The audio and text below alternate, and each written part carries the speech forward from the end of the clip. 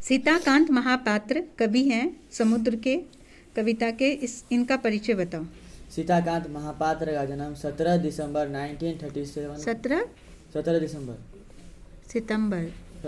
17 सितंबर 1937 को उड़ीसा में हुआ था।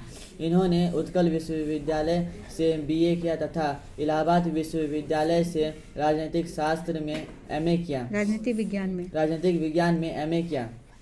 ये साहित्यकार के साथ साथ सफल प्रशासक भी थे। इन्होंने ये 1961 बैच के 1961 बैच के आईएएस भी रहे।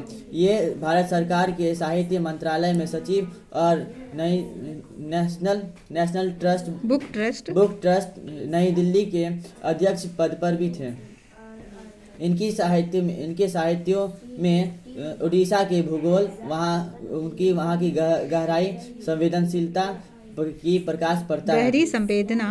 गहरी संवेदना पर प्रकाश पड़ता के साथ प्रकट हुआ है। उड़ीसा के आदिवासी समाज का भी इनके साहित्य में बहुत बड़ा प्रभाव पड़ा है। आदिवासी समाज की गरीबी, परंपरा और सांस्कृतिक बोध पर इन्होंने काफ़ी ध्यान दिया है। हाँ, सहानुभूति के साथ उपस्थित हुआ है। सीताकांत महापात्र प्रसिद्ध उड़िया कवि और एक आलोचक हैं। इनकी सीताकांत महापात्र की अष्टपदी समुद्र जैसे कई कविता संकलन हैं। अनेक निबंध संकलन और एक यात्रा वृत्तांत प्रकाशित है। इन्होंने अंग्रेजी में भी कई रचनाएं की जैसे the Rudan temple and other poems. इन्हें कई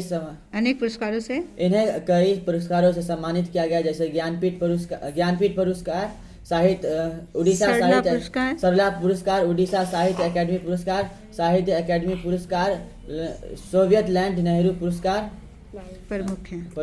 कविता का परिचय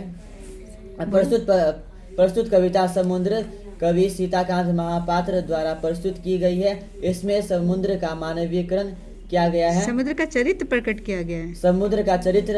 किया गया है। इसमें समुद्र को समाज का प्रतीक भी बताया गया है। समुद्र मनुष्य को सब कुछ देना चाहता है क्योंकि वह अक्षय है, लेकिन समुद्र यह भी जानता है कि मनुष्य उपभोक्तावादी प्रवृत्ति को जानता है। यह कविता आज की उपभोक्तावादी संस्कृति की तीखी आलोचना करता है।